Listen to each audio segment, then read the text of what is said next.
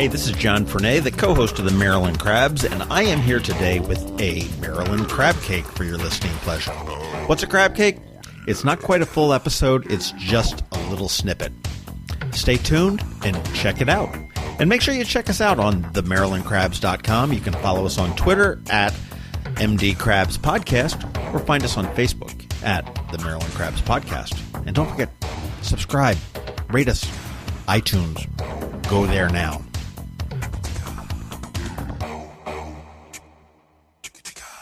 We are here in Maryland Hall in one of the cool little new back rooms in the new production wing, and we are joined by T. Adams. How are you today? I'm doing wonderful. Many people in town may know you. I have just meeting you today, and your reputation certainly precedes you. And when Maryland Hall, we were talking about some of the things that you were doing for the community here, I said, well, this is something we need to talk about. And I thank you very much for your time, but there are two great events that are coming up probably a lot sooner than you want to imagine at Maryland Hall that you are intimately involved with. And one is on November 21st, which is an open mic night here. That's going to be hosted by Tao Soprano from Dru Hill. Yes. And the second event, and this is your labor of love or brief moment of insanity or something, or a combination of the two. But on January 15th, which is Martin Luther King's birthday, you're going to be presenting an original musical, and it is called The Other Side of King, a musical. Yes. Wow, there's a woman that's got a plateful for sure. I live for the platefuls. I guess when your plate is full, so is your belly. So I guess that's a good thing. Well, let's talk a little bit about the open mic night coming up in November. What is that all about, and where did that come about from? We were, Maryland Hall and myself, as well as Kevin Smith, has reached out, and they want to make sure that we're able to use the Bowen room, and we shared the idea of having an open mic night. The way the open mic night works, we have Tao, the soprano. He's a local Annapolitan, and I want to interrupt you. We've got a really strong rap, hip-hop kind of scene going here in Annapolis, which is somewhat underground. I mean, you've got young Dylan that's just, I think he took off for the moon. And he's actually a cousin of mine. I found out the other day. He's a cousin of mine. You look at that, you just hear about all of this talent that's coming out of Annapolis. And it's amazing. It is some amazing talent within Annapolis that we may not everyone knows about. And some of us, they know about them, but they are so gifted. And so many times they're underrepresented. People don't know of them because there are not enough events to bring all of them to the forefront. So my goal is to have events to showcase the talent that we have.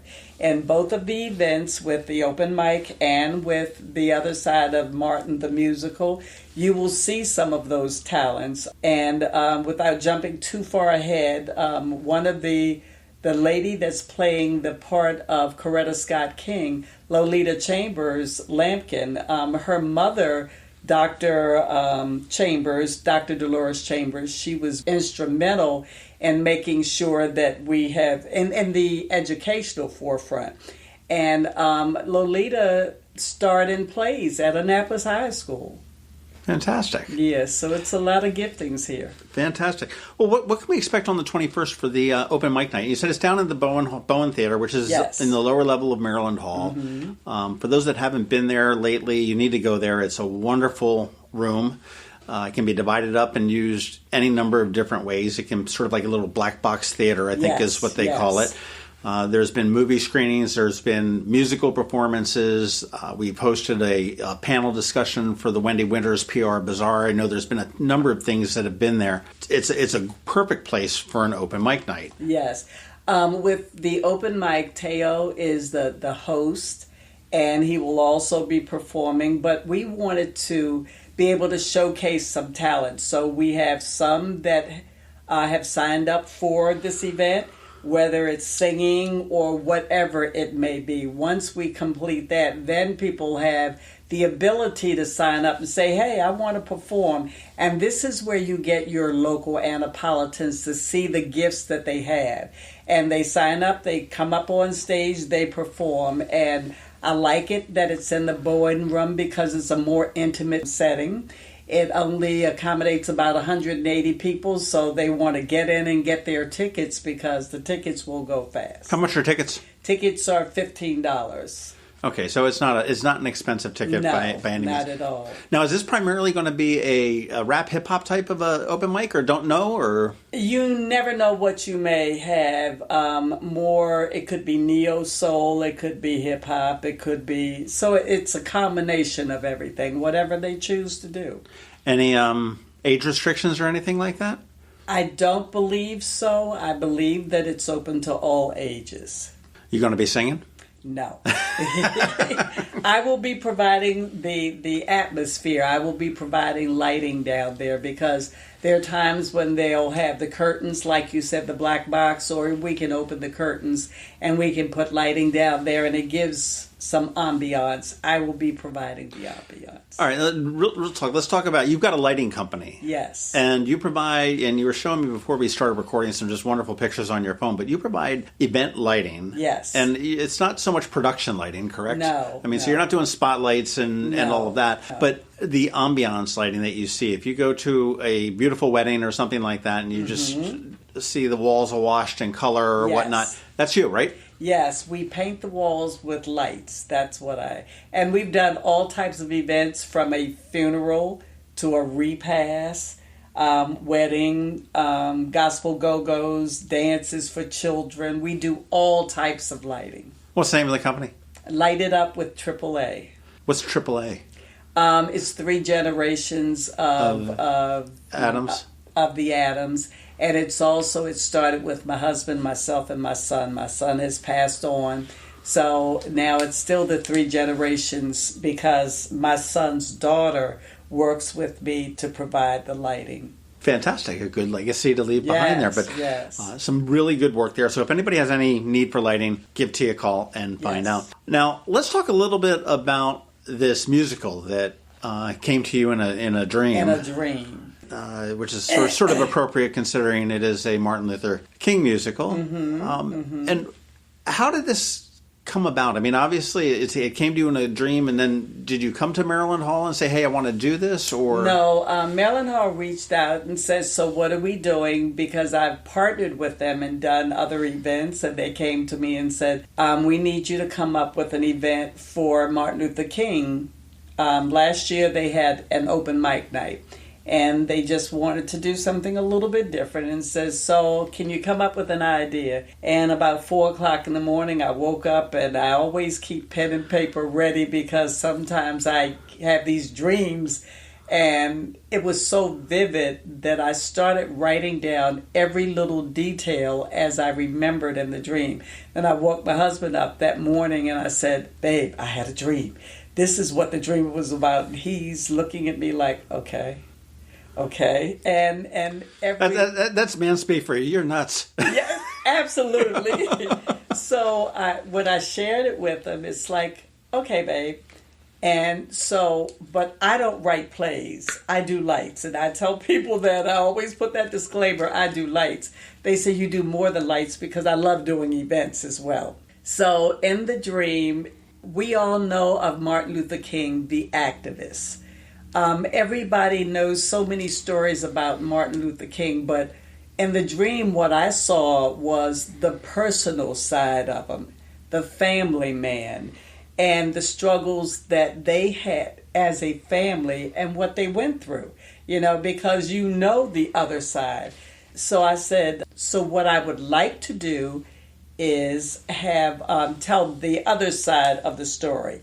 But because I love showcasing local artists as well as any up-and-coming rising artists, I said, I want to do the musical side so that we can incorporate the choir.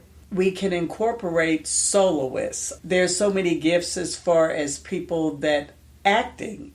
And we want to be able to showcase all of that. So with that being said, that's how we came about. And then I was talking to Kevin. Kevin says, I write plays. It's like, okay, so what God did was connected all of the dots that we needed. We did things very non-traditional. We had someone help me pick out songs that we wanted for the play. And then the vision for the play. And it's like, okay, Kevin, now you have to write the play.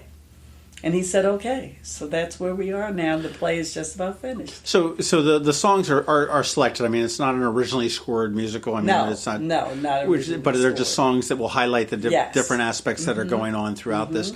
You say Kevin is writing the play, and that's your partner in this thing, and that is Kevin Smith. Yes. And unfortunately, he couldn't be here this morning, but we're going to get with him on the phone in a little bit and get his thought about this. He's going to come back and say, oh, yeah, T had this nutty dream. Now look where I am. She should have listened to her husband in the morning and said, no, don't do this. But we're doing it. We're doing it on January 15th. So he's writing this play on, and I guess this is the Martin Luther King that nobody knows about. I say nobody, but very few people know about. This is the guy that comes down into the kitchen in his bare feet and pajamas and eats the bowl of Cheerios. That, you know, as opposed to the gentleman in the tie out there, you know, speaking to the masses. Now, did you know that Coretta Scott King, she loved to sing, and she was gifted with singing? I did know that she was a singer. I didn't know to what extent. So there's so many things that, and this is based on true story. So there's so many things that we had, so much research we had to do before he could even get to the point of writing the play. You just can't write a play without researching the era, without researching the information to make sure you're bringing it to the people correct. Sure. And is this going to be up in the main theater, or is this also going to be in the... Oh, no, absolutely. It's going to be upstairs on the stage. The overflow, because the event will be on January the 15th, and it's going to be free to the public. So with that being said, we may have to use the main theater, the upper area, as well as the overflow would be down in the Bowen room, where they'll set up a big screen and they'll be able to see it. They've done that. Well. They've done that in the past, where they put they project what's happening on the main screen, literally above their heads. You're casting for this. I mean, this is two people writing and coming up with the play, and then obviously, how big is your cast? I mean, well, the choir is going to be 50 voices strong. That's easy. So you say. Yes. So, and do you know at this point, is the choir going to be permanently on stage throughout this whole? No, it thing, won't always be on the stage, because they'll be coming in down the aisles. Okay. Yes. Singing, and then they'll move to the stage. There's probably 3 scene changes in the play. One will be a barber shop, one will be a church, and one will be the home of Martin Luther King. Right. Those are the areas we're covering. What's it take to put it all together? I've spoken with several of the theater companies in town, and they buy the rights to a play, and it's all scripted out. Insert the song here, build the scene with the church there. You've come up with all this from scratch. Yes. It requires a lot of patience. It requires a lot of research. It requires patience again, because Kevin has, the minute I gave him the vision. Sometimes you can give people the vision and they take it and transform it to make it what they want to see. With Kevin, I did not have that at all. He listened, he heard exactly what I saw, and he was able to duplicate it into a script to the letter. And I'm sitting there listening to the music. Last week we had an opportunity where he walked us through with the music so that we could get a feel of what the play is like and how the play is going. And every time I sit there and listen to it, I have tears in my eyes. Wow. Because it's just so powerful and it's so real. It's entertaining as well, but it's amazing that he was able to get and not change my vision. Now, where do you stand as far as the production on this? I mean, obviously, you've got some time before you have to build the sets and everything else, but and you're probably still designing, figuring out exactly what they are. Because Kevin had an emergency and it took him down for a minute, it may have delayed it probably about a week, which isn't bad at all as far as finishing the actual play. But the people that are performing, because they are kind of like semi-professionals and because they're gifted to do what they do, you can tell them this is the song you're going to be singing. And so we don't have to worry about that. We can have 3 choir rehearsals and knock it out of the park with all of the songs that they're going to be performing. So they're used to it. When we have funerals in Annapolis and they need a choir, that the churches may not necessarily have choirs, they say, okay, we need singers for so-and-so's funeral. We need you to show up at this time, and we're going to go over the song once, even if you've never heard it before, and they're able to perform. Well, that's the benefit of singing in a group of people. When you mess up, a lot of people don't necessarily notice that. I learned that a long time ago. Uh-huh. But as far as casting the play, I mean, do you have all of your actors lined up? Or you? Right now, we have Lolita as Coretta. Lampkins as Coretta. And Lolita actually sang when we did Sounds of the Season here at Maryland Hall, and she wore it out. We're still casting for Dr. King. We have several people that we want, but we just haven't figured out which one it will be. So that's one that we're still in the casting process. So we have people that have volunteered to be, and all of our people, the good thing about it, they love to volunteer. We have the makeup artist, we have the hairstylist, because Lolita Chambers has long locks. Okay. But in the role of Coretta, she doesn't have long locks. So I told one young lady, I said, okay, we have to get her hair to look like Coretta. And it's like, okay, no problem. So we've had people, makeup artists, hairstylists, wardrobe stylists, all of these people have volunteered to step up to the plate because they know that when I do things and when Kevin does things, and now we're working together as a team, that it's going to be, we only give our best. So they know the level of work that we do. They're going to make sure that happens. And it's just one show, right? Yes, one show only. You're not going to take it on the road? No. No, I don't have the time, and neither does Kevin.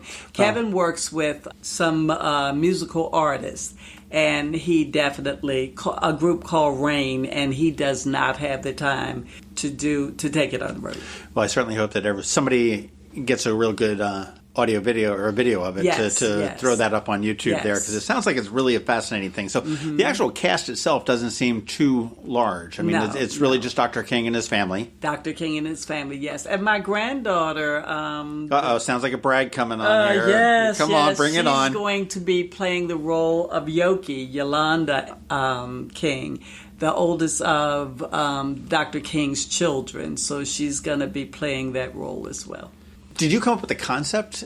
Is that how that was? And then Kevin turned around and said, hey, let's do it. I mean, were you involved in, okay, well, we want to go with a church scene and we want to go with a house scene and we want to go with a... Like I said, I came up with the vision as to this is what I saw. And now that I think about it, yes, I did see the church scene, the house scene. I didn't see the barbershop. He added the barbershop and the funeral.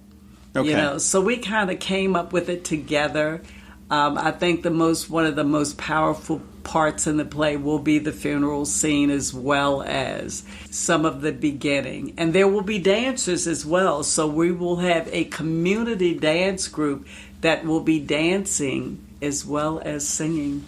This sounds really cool. Yes. Well, T. Adams, I thank you very much for coming in. What I want to do is I want to hop on the phone with Kevin, and this just sounds like such a fantastic opportunity for the city, and not just the city, actually, the whole area. Maryland Hall is a great venue, and I mean, you've done some wonderful work, and I appreciate your efforts that you've done to do this. I'm looking forward to the open mic night on the 21st. Yes. Keep dreaming. Yes. Keep writing those notes down in the middle of the night, and If your husband gives you any flack, you tell him no. This was a good idea the last time. T. Adams, thank you very much. We're going to hop on the phone with Kevin Smith, and we'll finish this up.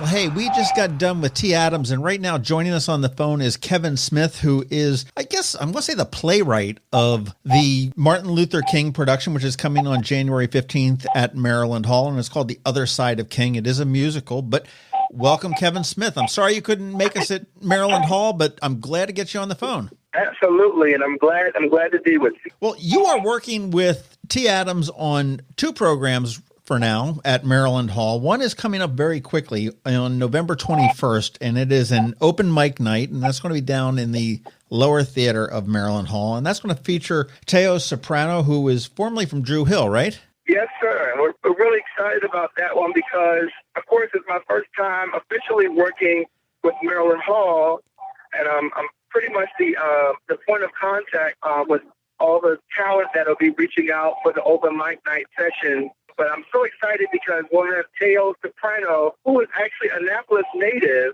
and this is his first performance back in Annapolis after joining Dru Hill and becoming successful in the music industry. Oh, fantastic! I did not realize that he was from Annapolis. Yep. We've got Yep, he's an Annapolis native. If you're coordinating the talent on this open mic night, how many acts how do you envision this whole thing playing out? And how many people have signed up, and how's it going to work? So it's still early on. We don't have a lot of sign-ups, but we've got a lot of inquiries, people reaching out and trying to sign up. And that's typical for open mic night because open mics are pretty spontaneous. We do have some planned performances. So what's happening is that particular night we will have a house band. We will have some Southern cuisine by Taylor. She'll be catering some food for sale, and we will have a cash bar. But it's kind of like a very intimate night, and great for the soul. It's a tribute to the '90s. We will have some tributes to some of the '90s R&B, such as Faith Evans and Erykah Badu, and '90s R&B groups, and Whitney Houston. Whitney Houston was a really big icon in the R&B era, and for the '90s. And we will have a tribute. We have someone coming on, a few artists, local artists that some people may know, such as Tiffany Camille and Devon Danielle, Brianna Green, and David Stansbury. Just many others that will be coming together, including Tao Soprano, who will be just making a great night with these performances and inviting others, encouraging others to come up and conquer the stage and do a tribute of their own and their own style to the '90s R&B. That's fantastic. I'm looking forward to it. And you said it's going to be an intimate night, which is actually, there's no way it could be anything but down in that theater. And for those that, again, haven't been down in the basement, if you will, of Maryland Hall, it's the Bowen Theater, and it's sort of considered like a black box type of a theater. It can be reconfigured any number of ways, but it only holds about 150, 160 people. So it's not a big, huge auditorium type of a thing. And that's just going to be a fantastic night. Oh, yeah. I'm so excited. I can't wait for all the rehearsals to start. We're going to pretty much kind of strategically plan this night where people are going to be entertained as well as have the opportunity to share the stage with Tao. That'd be awesome.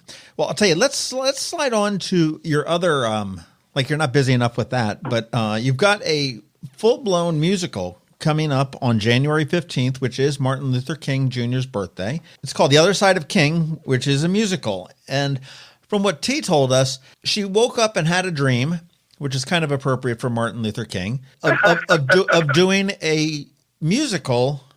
And you said, hey, I can do that. Is that sort of how that went down?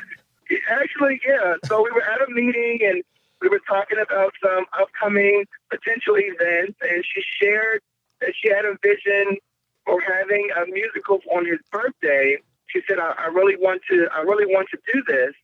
And I said, well, I call her Mama T. I said, well, Mama T, this is the big production, and I can support you however way you need me to support you. And she says, well, can you write the play? And I said, well, yeah, we will need to write it. So of course, I've co-written plays plays with the famous Richard Johnson IV from First Christian Community Church of Annapolis. And we've done a lot of Easter production plays. I've also done my own production with First Christian, which was a Christmas play, which was a modern story of Mary and Joseph that was told, and the play was called Called, the thing Called. Okay. And this was in 2017. I'm sorry, 16. So she came to me and she said, I would love for you to oversee the direction and the writing of this play. And we've done a lot of research, and I'm telling you, writing this play has been so rewarding and inspiring. I know I've learned all of the things that we learn in the history books and some of the factual events that Martin Luther King experienced, but getting to know the family and Coretta through her book, it allows you to kind of see Martin on the other side of him. You know, we see him as, you know, in front of the cameras. We see him when he's on stage and he's behind the mic and we're in front of the podium. But what's happening on the other side of him? Who's standing behind him? Who is his family? Who is his close relative and his close friend? And that's what this musical kind of pretty much emphasizes, that, you know, his close friends, his family, they all had experiences too. So we've come up with this fictional, however, based off of true event musical that just kind of outlines some of the great events that we know about and some of the sad events that we know about, and putting it all together in this very thematic, emotional journey, The Other Side of King, the musical. Well, that was actually one of my questions, was how did you research all of this? Because, I mean, this is not the public Martin Luther King that we know. I mean, this is not the enigmatic speaker that's standing up on the stage, as you said, and just so eloquently speaking. I mean, this is a guy that, you know, walks down the steps in the morning and he's got a kid and a wife going, you know, you ain't all that big of a deal. It's a family thing. And so how did you research all of this? A lot of it was through documentary. Some of it was through interviews, not with the king himself, but with his family. Okay. Also with a book called that Coretta came out with, My Life. And a lot of it, she does speak about her experiences as his wife. A lot of the content that was in the book that I read, the documentaries and the interviews that were happening around those time frames, they all pretty much verified it. So a lot of cross-references, and keeping it simple, too. We can't necessarily go into a lot of great detail, but we do know that. For example, we have one particular scene, and it's at the barbershop, and it's called Clyde. And the barbershop is fictional, but we do know that Martin had to go to the barbershop to get a haircut. So it's just one of those things where, can we just take a moment and reflect back to, if we were to think, okay, Martin on a Saturday morning went to the barbershop, and it was the weekend before he decided to go to Selma, him and Coretta, to go in March for Selma.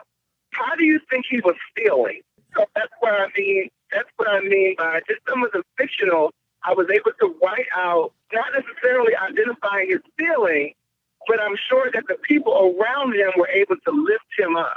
So in a barbershop, we know that for a fact, that you're around a bunch of guys, you're gossiping, but you're also being lifted up. Oh. So where it allows you to face the world as it is. And that's where a lot of my creativity is kind of being applied into this musical. It's just taking some of the facts and just taking what we know of and how we can apply it to what we think may have happened during that particular time. You know, there's another part of this scene in the musical that we're going to be displaying where we know the facts of how Coretta found out that Martin passed. We have these facts, and we verified that in the book. But it's never been displayed how she found out. So it's that moment where we say, okay, let's not necessarily keep it as fact by fact, but let's use the moment and lift the moment up, because we know for a fact that just the next day, Coretta got on the plane and she went to go to Memphis, and she went to head the march. The day after her husband was assassinated, she's leading a march. So it just tells you how, even though that she had lost her husband, she had enough guts and courage to leave her for her kids and go and finish what her husband had started the day after. That's unbelievable. Unbelievable. So how do you, in a play, in a musical, how do you, and use your creativity, how do you display that? You get what I'm saying? So we're kind of focusing on those things and just trying to be able to express how not just King, but the other side of him, the other side of King, and we want to make sure that folks can feel, hope and understand that there was a purpose on his life and a calling and purpose on his family and his friends, and how we are connected to certain people who have great purposes and callings on them, and how much of an impact, even though we're not necessarily the person called, by us being connected, how we have impact on that situation as well. Certainly. Well, question for you though, when I was talking to Mama T, as you call her, it seemed like this was a fairly recent vision or dream that she had. How long have you been working on this? I want to say about 2 months. Oh my gosh. I mean, I thought you were going to tell me like a year and a half. I mean, this is honestly all coming together. And Yes. 2 months ago is when this dream came. And like I said, this is why we're keeping it pretty simple. It's not detail for detail, but it's allowing you to experience a journey. And the setting of this musical will be from 1965 to the time he died, which was 1968. Right. So 3 years of this experience. As writing a musical, does that consider you a playwright? Is that what that is, or is there another word for somebody that writes musicals? I don't. It would be a playwriting because there's dramatic pieces in between the musicals. So the musical, the only music that would be original in the musical would be done by some of the local artists that we have that are participating in the musical, and 2 of the selections will be done by their original songs. However, typically, sometimes most musicals, the play is written and the music is written all together. But this would be set up where there would be a scene, some music done in the scene, but the music would be familiar music. Okay, so familiar songs. So you guys are selecting a song that seems appropriate for this particular scene that we may already know. I mean, it could be a gospel song, or it could be, any number of different things. It's very cool. Very cool. Oh, and only a couple months. Now, are you completely done with this yet? Just about. Right now, it's just going through some grammatical errors, and we're still in the selection phase of some of the casting, but we're just about. We're hoping to start some rehearsals as of the next 2 weeks. And once again, this is on January 15th, and the neat thing about this is because, and this is a story that does need to be told, this is a free program at Maryland Hall. I imagine they're going to require tickets, even though they are free, just so they know exactly what it is. And you are going to have the ability to simulcast it down into the lower Bowen Theater for if there's any overflow that needs to see this. But this is a story that really needs to be told. I mean, obviously we've learned about Martin Luther King in history and in school and whatnot, but to hear another side of him, and again, I always think that's very fascinating when you look at anybody of any kind of fame or renown. What is this guy like? What's he like as a coach on the side of his kids' little league team, as opposed to this guy standing up, preaching or whatever it may be. So I think this is just a really neat idea that you guys have come up with. How big is the total cast? I mean, obviously you've got Dr. King and his wife and his children, and then I know T had said there was a choir that was involved there. But I mean, how many people are involved that are going to be on stage? Do you have a number? Actually, I don't yet. We're looking at some scenes will be very involved because there'll be some church scenes, so we'll have a lot of extras. As far as cast and speaking, we're looking at around I would say 15 people, and as far as the choir, we're looking at about 50 voice choir. Yeah, it's going to be great. Damn, this is going to be an impressive, sounding, experiencing thing. I just, a 50 voice choir up on stage at Maryland Hall talking about the other side of Dr. King on his birthday is got to be, it's just sort of giving me chills right now. Yeah, it's really great. And the one, well, not just one, but I've just been, it's been a pleasure to really understand and learn the other side of him, and also just kind of get to know his family and his family history and kind of where he comes from. The one thing that stood out to me while writing this was that his parents, both of his parents, and they were there. They buried their son. Yeah. And they not only buried their son, but his mother was killed a few years later in church. That's right. I do remember that. Yeah, his mother was killed a few years later, and that won't necessarily be covered in the play, but it really just kind of makes you just think, as far as the family is concerned, how much they all went through just as a culture and a people, but they were still so strong and still had so much courage to make sure that there was change, because if these people didn't exist, where would our world be? Yeah, I hate to think about that. So much courage. It's just really fascinating.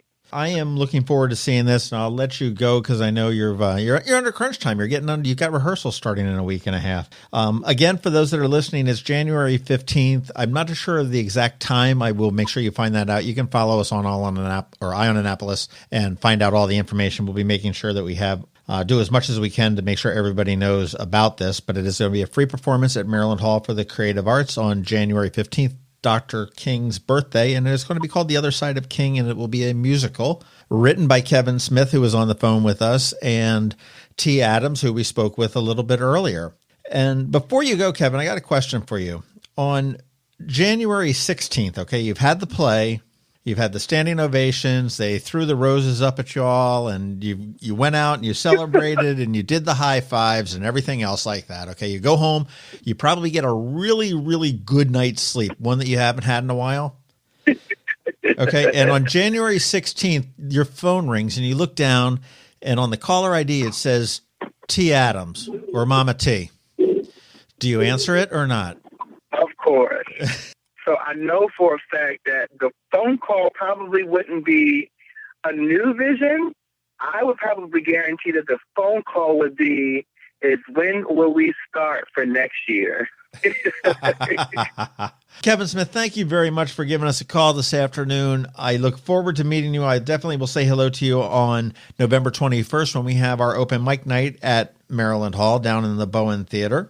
And awesome. I am totally, totally looking forward to this Other Side of King on January 15th, also at Maryland Hall, because I think this is going to be one of the more powerful performances you're ever going to be able to see in that venue. Awesome. I'm so excited. This has been the Maryland Crabs podcast with Tim Hamilton and John Fernay. Sure to follow them at all the regular places, Facebook, Twitter, YouTube, and online at themarylandcrabs.com. Take a moment to rate us on iTunes. Now, get the hell out of my kitchen. Seriously, go! You're still here? It's over. Go home.